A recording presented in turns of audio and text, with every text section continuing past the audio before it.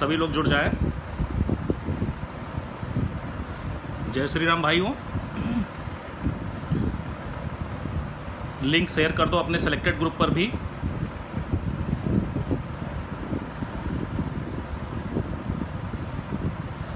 और BEd legal team वाला भी एक ग्रुप है अपना ही है, उस पर भी लिंक शेयर कर दीजिएगा।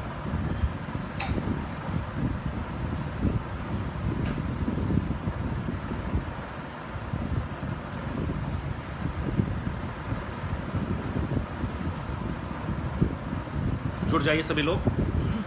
आवाज़ आ रही कि नहीं आ रही?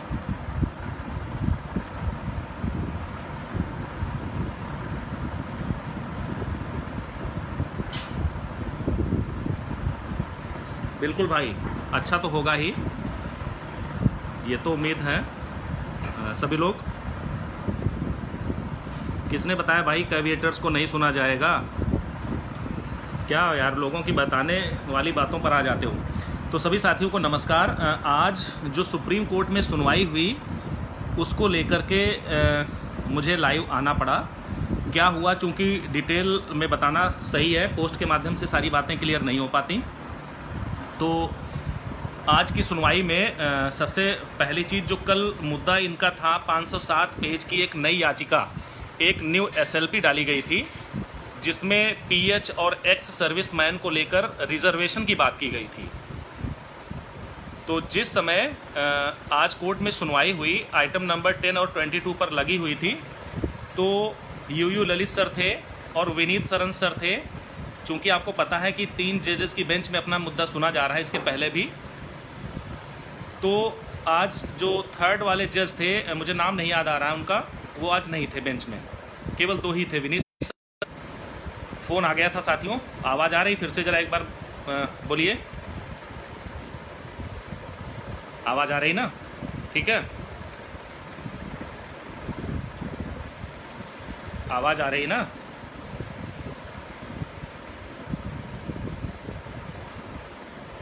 कमेंट करो भाई।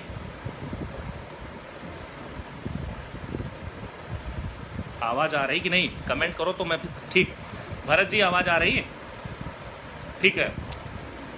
तो जैसे ही केस टेकअप होता है तो सबसे पहले जो दल्हा हुसैन या करके एक कैविएटर थे, एवार थे, जिन्होंने इस 507 पेज की याचिका को फाइल करवाया था, यानी वो मेन एवार थे जिन्होंने इस एसएलपी को फाइल किया था वहाँ पर।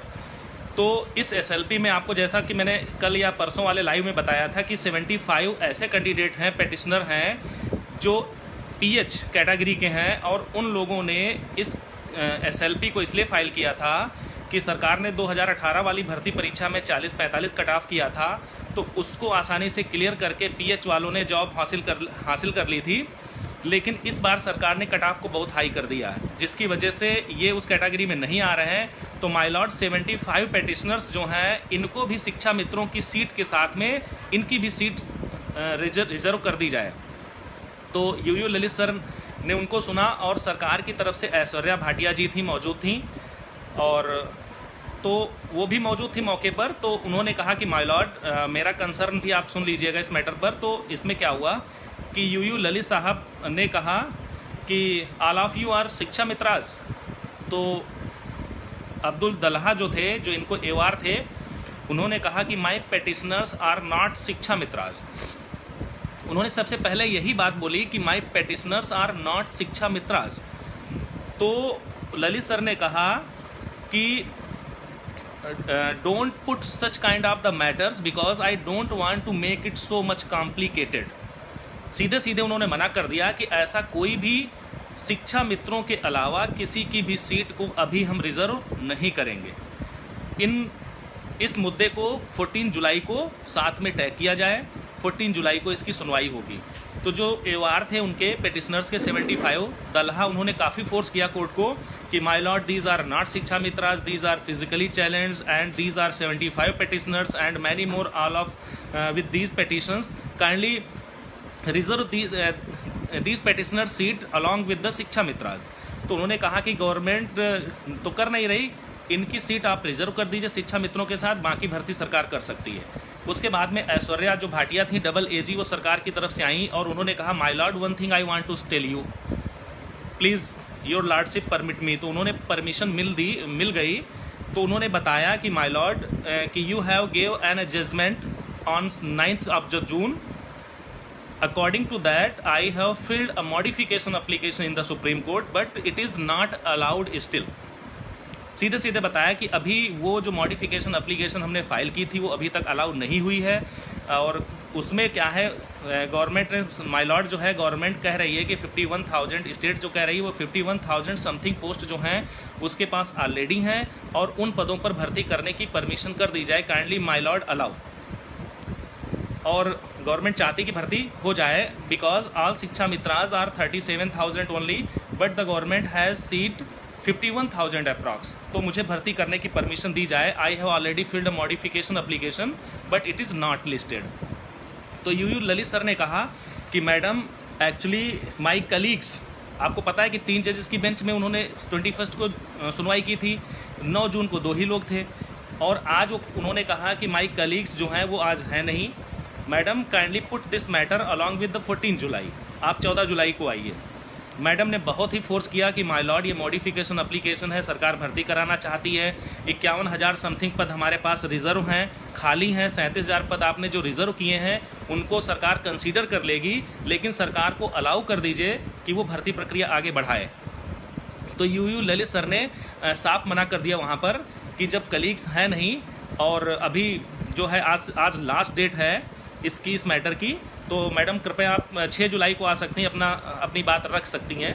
तो 6 जुलाई के लिए मैडम ने बहुत फोर्स किया कि आज ही इसको अलाउ कर दिया जाए, जिससे कि सरकार भर्ती प्रक्रिया शुरू कर सके। तो मुझे लग रहा है कि ऐश्वर्या भाटिया ने बहुत ही दबाव डाला कि किसी न किसी तरीके से आज भर्ती प्रक्रिया को आगे बढ़ाने की परमिट मिल जाए, लेकिन यूयू ललित सर ने परमिशन नहीं दी है। उन्होंने सीधे सीधे बोल दिया कि आप 14 जुलाई को आइए, अगर कोई दिक्कत होती है तो 6 जुलाई को डेटा मांगा गया है शिक्षा मित्रों का 40-45 कटाव को लेकर के, आप 6 जुलाई को उस मॉडिफिकेशन एप्लीकेशन की सुनवाई करा सकती हैं। तो यहाँ पर 2-3 चीज़ें जो हुई कोर्ट में वो ये थी कि पहला तो जो रिजर्वेशन को लेकर के गए थे कि 75 जो पेटिशनर्स हैं उनकी सीट्स को रिजर्व कर दिया जाए, जो फिजिकली चैलेंज थे, क्योंकि 40-45 कटाव पर ये उस टाइम क्वालिफाई थे, उस टाइम नहीं कर पाए और इधर भी छूट जा रहे हैं, कटाव को बढ़ा दिया गया है। तो सरकार की तरफ से बताया गया कि my lord these petitioners were not party in the division bench. उन्होंने मना कर दिया कि ये डबल बेंच में पार्टी नहीं थे, इनको ना सुना जाए। लेकिन फिर भी उनकी तरफ से जब बहुत फोर्स किया गया तो उन्होंने यूयू ललित सर ने कहा कि put this matter along with the main matter that is put up on the 14th जुलाई। 14 जुलाई को हम एक साथ इनकी सुनवाई करेंगे। और उन्होंने साफ साफ मना कर दिया कि no seats will be reserved because I don't want to make this matter more complicated. सीधे सीधे मना कर दिया कि इस मैटर के अलावा अब हम किसी भी मैटर को ज़्यादा से ज़्यादा कॉम्प्लिकेटेड इसमें नहीं जोड़ेंगे, केवल कटाव का मुद्दा जो है वो 14 जुलाई को सुना जाएगा। तो अब यहाँ पर विपक्षी की चाल है कि हर बार 2 दिन में 4 दिन में कोई ना कोई मैटर उठा करके ले जाते हैं और उसकी के बहाने इसमें किसी न किसी प्रकार का स्टे, किसी न किसी प्रकार की भर्ती पर रोक, ऐसी चाल चलते हैं। अब चूंकि सरकार क्यों असफल रही ये तो मुझे नहीं पता।